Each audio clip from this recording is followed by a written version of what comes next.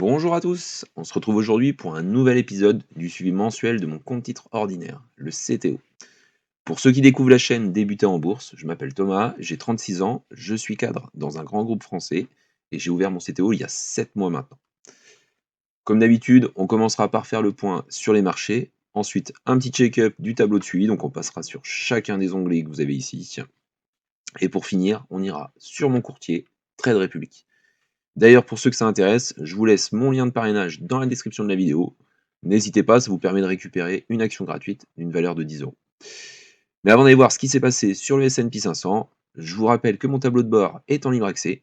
Vous n'aurez pas d'inscription à réaliser, je ne vous demanderai pas votre adresse mail ou un numéro de téléphone ou je ne sais quoi d'autre. C'est vraiment du libre accès. Une fois que vous l'avez récupéré, vous en faites ce que vous voulez. Donc vous trouverez le lien dans la description ainsi qu'une vidéo tuto pour vous aider à le remplir. Et pour ceux qui s'intéressent au swing trading sur action individuelle, j'ai fait une vidéo la semaine passée sur la construction d'un fichier vous permettant d'obtenir les droites de tendance avec les écartis. Donc pour vous faire une petite démo, vous voyez, je l'ai mis juste ici, droite de régression. Donc vous avez la droite de tendance en jaune, l'écart type +1 en orange, en rouge le +2, en vert clair -1, vert foncé -2. Ça c'est plutôt assez parlant. Vous avez 4 cases à renseigner, donc notamment le ticker de l'action, donc le code de l'action, la date de début d'analyse, date de fin d'analyse et la fréquence. Si vous voulez faire ça plutôt en weekly, moi je suis plutôt en weekly à la semaine, hebdo. Sinon vous pouvez choisir daily, donc on soit vraiment à la journée. Donc vous voyez ici, j'étais plutôt parti sur Air Liquide. Si je vais maintenant sur L'Oréal par exemple, j'ai juste à changer le ticker. Je mets EPA OR. Je fais entrer. Et vous voyez, Google Sheet va directement récupérer les informations sur Google Finance et me les remet sur le tableau. N'hésitez pas à aller voir la petite vidéo, je ne vais pas vous refaire toute l'explication, mais dans la petite vidéo, je vous la mets également en haut à droite. Il y a vraiment toutes les indications sur comment construire son fichier pour que vous ayez exactement le même fichier que moi. Voilà pour la petite intro. Ce qu'on va faire, on va aller voir maintenant ce que ça donne sur les marchés. Le S&P 500 pour commencer, donc il est actuellement à 6114 points,63. Une très belle évolution de plus 2,99% depuis le 15 janvier. J'ai envie de vous dire, le S&P 500, comme d'habitude, on n'arrête plus. Et là, avec Trump au pouvoir, jusqu'où ça va pouvoir aller? Ça, les prochaines semaines ou les prochains mois nous le diront. Si on va voir maintenant le CAC 40, donc vous voyez, s'il est actuellement à 8178 points,54. Bon, depuis le 15 janvier, une évolution phénoménale de plus 7,12%. Notamment, on a évité que le gouvernement soit renversé, donc je pense que ça fait plutôt pas mal de bien. Donc encore une fois, à voir par la suite. On arrive sur les plus hauts historiques du CAC 40, donc pareil, à voir si on va pas dégraisser un peu ou pas. À suivre. Allez, allons voir ce que ça donne sur le tableau de suivi. Le portefeuille est actuellement valorisé à 1445,05 €. J'ai toujours une poche de cash disponible assez conséquente, 2291,28 €. Une perf totale de 185 € depuis 7 mois, donc une évolution de 14,03%, donc ça c'est plutôt énorme. Je suis vraiment content d'avoir ouvert mon compte titre. Donc je bénéficie notamment du marché américain forcément. La perf annuelle depuis le 1er janvier, 32,73 €, une évolution de 0,96%. Ça c'est pas forcément énorme, c'est essentiellement dû à une méthode de calcul que j'ai un petit peu modifiée sur l'évolution du portefeuille mensuel. Bon, ça va se réguler au fur et à mesure des mois, je viens de le faire, donc forcément, pareil sur ma perf mensuelle, vous voyez qu'elle est un peu dégradée, moins 32,80 € sur le mois, quand les marchés sont plutôt hauts et évoluent sur le mois. Donc moins 0,87%. Enfin ça, je vous en reparlerai par la suite. La perf hebdo, donc cette semaine, 48 centimes. Donc autant dire rien. Plus 0,01%. Petit aparté, donc sur la perf totale, j'ai rajouté le montant du save back et du round-up. Alors le round-up, je ne l'utilise pas, mais le save back sur Trade Republic, en gros, vous faites un achat avec la carte Trade Republic, vous récupérez 1% en cashback. Donc là, j'ai fait un virement de 1500 €, j'ai eu 15 € de cashback. Je l'ai intégré à la perf totale. Alors, je pars du principe que c'est pas de l'argent qui vient de mes fonds propres. C'est pour ça que je l'ajoute. N'hésitez pas à me dire en commentaire si vous trouvez ça normal ou pas. Je me suis pas mal posé la question et bon, j'ai décidé de le mettre. À voir par la suite. La calculatrice d'intérêt composé, donc vous voyez, elle est réglée par rapport à mon compte titre. Vous voyez sur le CTO, j'avais rien mis au début, capital initial à 0. Je fais un investissement programmé de 200 € donc mensuel. J'ai un objectif de rendement à 10%. Sur une durée d'épargne, j'étais parti sur 20 ans. Donc, vous voyez l'objectif à terme, au terme des 20 ans, donc une valeur finale du portefeuille à 151 000 €. Pour un investissement de mes fonds propres, d'argent personnel à 48 000 € pour des intérêts à 103 000 €, 873. C'est là qu'on se rend compte vraiment la capacité des intérêts composés. Bon, je reviens pas là-dessus, bon, je crois que je l'avais déjà pas mal expliqué sur des précédentes vidéos. Enfin, la stratégie du compte titre, comme je disais tout de suite, c'est de l'investissement programmé. C'est un investissement qui se fait toutes les semaines. Moi, je l'ai calibré pour que ce soit hebdo. On peut le mettre en mensuel ou tous les 15 jours. Donc, montant à investir 200 €. Vous voyez que sur l'or, j'ai mis une répartition à 12%, donc ça fait un petit placement de 6 € toutes les semaines sur l'or. Les small cap, donc là c'est pareil, une répartition, je suis parti assez léger, 4%, donc 2 € toutes les semaines. Le bitcoin, je l'ai arrêté pour le moment, donc à voir quand je reviendrai dessus. Le spread a été un petit peu important sur Trade Republic, donc à voir comment je réinvestis dans les cryptos. Le MSCI World, donc là c'est la grosse partie de mon compte titre. Donc là vous voyez j'ai une répartition à 70%, 35 € toutes les semaines. L'emerging market là qui marche pas mal en ce moment, donc 6%, j'investis 3 € toutes les semaines. Et les 2 ETF obligataires, 2 € chacun toutes les semaines. Voilà, vous avez le détail de mes positions. Si je vais sur le carnet d'ordre maintenant, vous voyez, je vais partir depuis le 15 janvier. Ça a commencé ici. Je vais mettre ça en jaune. Voilà, donc j'ai commencé par toucher un petit dividende de l'ETF Stocks Global Dividende. Donc le 15 janvier, 1,14 €. Bon, vous voyez, j'ai arrêté la stratégie dividende, mais c'est regarder les positions, c'est toujours sympa de recevoir le petit message sur le téléphone. Tiens, vous avez touché un dividende. Après mon investissement hebdo, donc toutes les semaines, vous voyez ici, j'ai fait mes 6 positions le 16 janvier. En respectant un petit peu ce que je disais tout à l'heure, donc ça je passe assez vite, je vous l'ai dit tout à l'heure. J'ai eu des intérêts en 2 fois sur Trade Republic ce mois-ci, alors je sais pas pourquoi, mais j'ai touché un premier versement le 31 janvier, alors que d'habitude c'est le premier toujours, donc 5,56 €. Et le lendemain, le 1er février, j'ai touché 19 centimes d'intérêt. Mon apport personnel à 150 € le 3 février 2025. Et puis après, c'est plus que les positions que j'ai faites. Si j'ai touché 1 centime de dividende sur mon action gratuite que j'avais eue quand j'ai ouvert Trade Republic, donc l'action Apple. Donc voilà ce qui s'est passé sur le mois. En achat-revente, j'ai pas vendu de position ce mois-ci. Je reste vraiment focalisé sur la capitalisation en ce moment. Donc en dividende, c'est ce que je vous disais tout à l'heure, j'ai touché uniquement depuis un mois, depuis le mois sur le mois de février, 1 centime sur Apple. Mi-janvier, j'ai touché 1,14 € sur le Stocks Global Dividende. Alors les intérêts, donc forcément ça fait une grosse enveloppe sur le mois de janvier, mais bon, ça s'est cumulé entre janvier et février, et très faible sur le mois de février. Je passe assez vite parce que c'est des choses dont on a parlé tout à l'heure. Les positions sur le portefeuille. Donc, vous voyez ici l'action gratuite Apple, ici qui a un cours à 233,30 €. C'est plutôt pas mal. Le Stocks Global Dividende, donc ça c'était mes ETF dividendes avec le North America. Donc vous voyez qu'on a une évolution qui n'est pas ouf, mais qui est pas mal. Plus 2,97%, sachant qu'il y a du dividende dessus. Sur North America, on fait une évolution de 11,90%, donc ça c'est plutôt pas mal. Mes ETF qui étaient dividendes, mais avec un faible taux de dividende qui était plutôt misé sur la croissance, les ETF mix. Donc le MSCI World, vous voyez, il est actuellement à 37,21 €, donc une belle évolution à 9,83%. Les 2 ETF du S&P 500, donc il y en a un qui est à 12,76 € pour le swap, 110,50 € pour l'autre. On voit qu'on a une évolution en 7 mois de 10,81%, 10,75%. Encore une fois, l'évolution n'intègre pas, c'est pas l'évolution pondérée, donc ça n'intègre pas le dividende. C'est pour ça qu'à côté de ça, il faut ajouter le dividende. Donc, belle évolution. Le US Quality Income, donc là on est pas mal à 8,08%. Le Developed Market, ça c'est pareil, hein, c'est des ETF dividendes, donc ça c'est des ETF avec des taux de dividendes versement assez importants.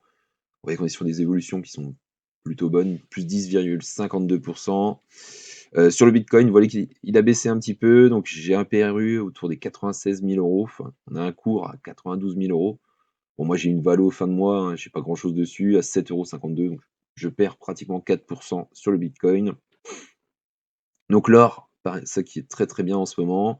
PRU à 48 €, cours fin de mois à 53,59 €. Donc là, j'allais dire la meilleure évolution, mais non. Enfin, j'ai le FTSE North America qui double un petit peu l'or, donc à 11,58%. Les small caps, donc ça c'est pareil, j'ai commencé juste début d'année, donc pour l'instant on est plutôt en négatif, moins 0,43%. Les deux ETF obligataires, donc moins 0,74, moins 0,82. Bon, ça c'est pas forcément étonnant, vu que les indices fonctionnent bien, les obligations baissent un peu. Le MSCI World, donc là, il n'y a pas du tout de dividende, c'est de l'accumulatif. Encore une fois, ça c'est pareil, j'ai commencé début d'année. Une évolution à plus 1,80%.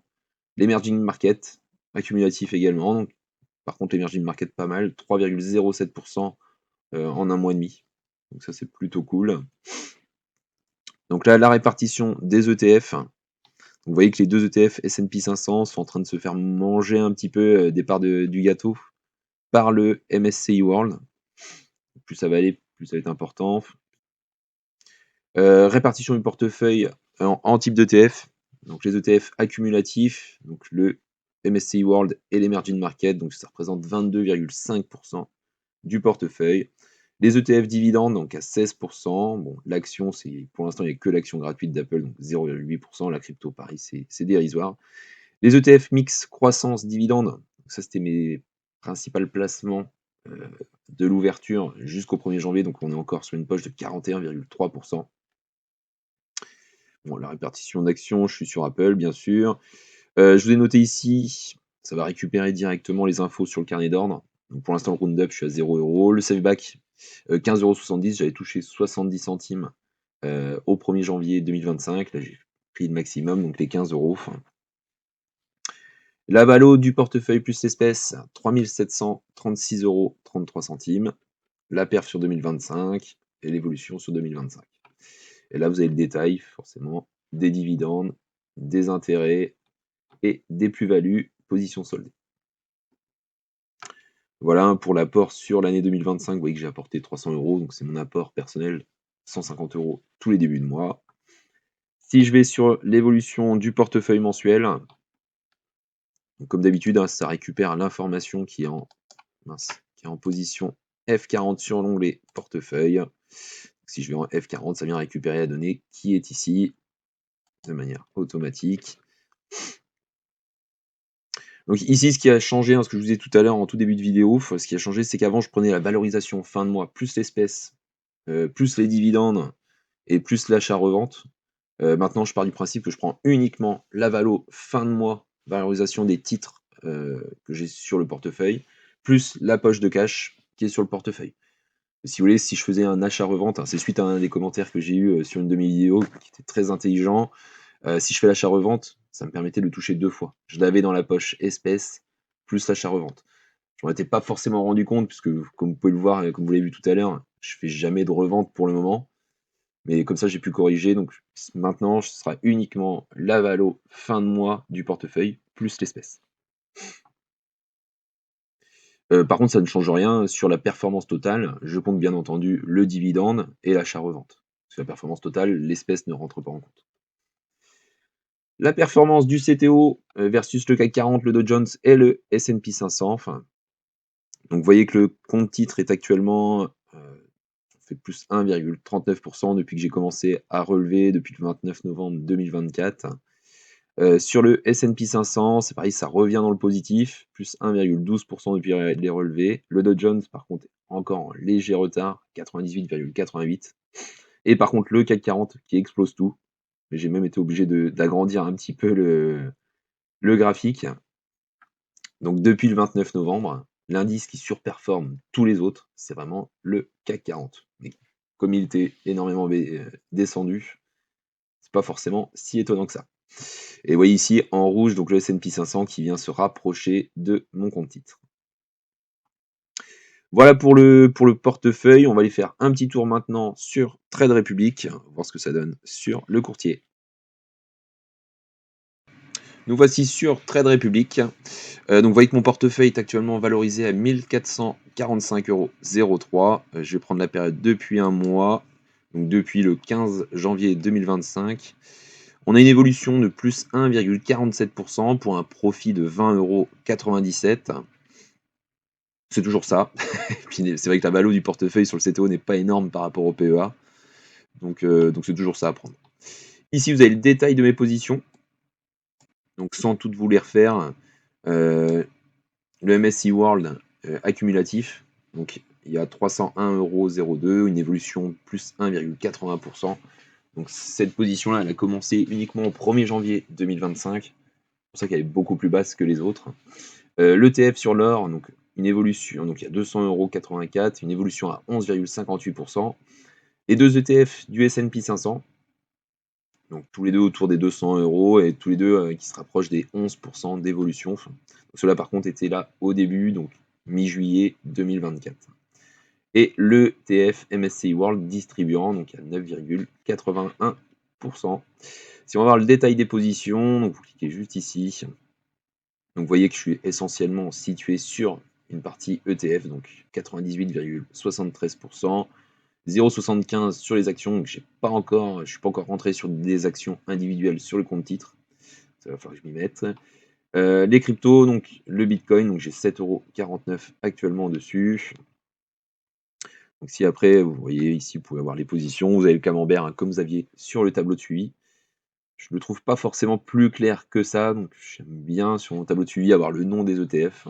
Bon, après, si vous voulez le détail, hein, il faut cliquer dessus. Bon, voilà.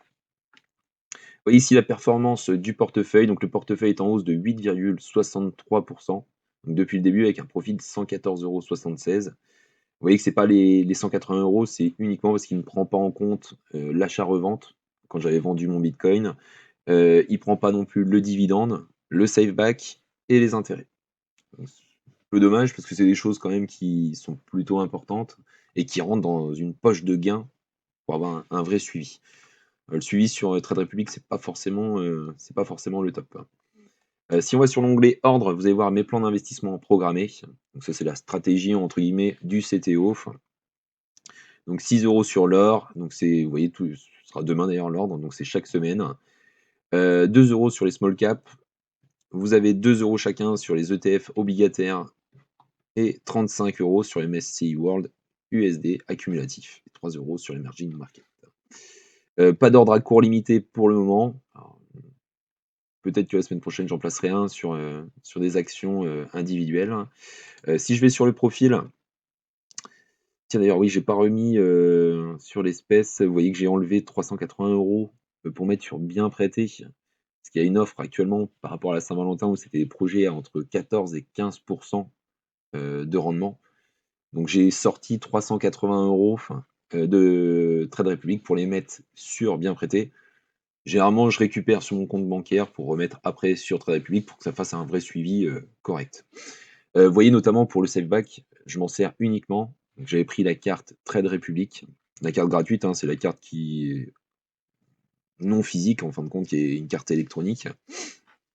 Et donc je fais mon virement sur la plateforme bien prêtée. Je récupère Trade Republic, me récupère les 1%. Donc vous voyez ici, je vais toucher 3,80 € de save-back.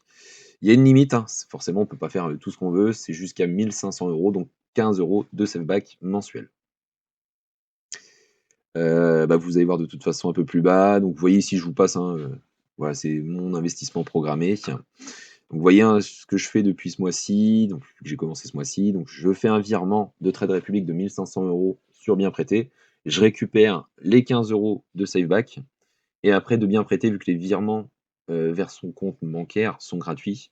Je récupère les 1 500 € que je replace sur mon compte bancaire et derrière, je renvoie vers Trade Republic.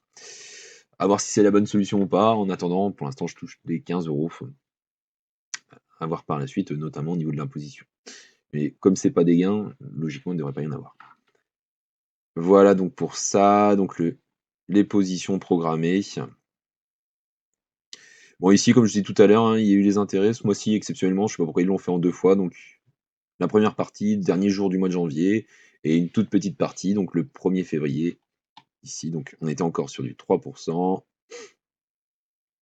et vous voyez mon investissement programmé. Ici, j'ai eu mon dividende sur le Stoxx Global, hein, donc 1,14 € et voilà ce qui s'est passé sur le mois pour mon compte titre ordinaire. Et bah, je pense qu'on arrive au terme de la vidéo. La semaine prochaine, j'essaierai certainement de vous faire une nouvelle vidéo, heu et puis dans 15 jours, forcément, il y aura le suivi du PEA mensuel pour le mois de février. Et bah, j'espère que cette vidéo vous a plu. N'hésitez pas à mettre un petit pouce, un commentaire, ça fait toujours plaisir et puis à vous abonner si vous ne l'êtes pas encore. Allez, à très vite les amis!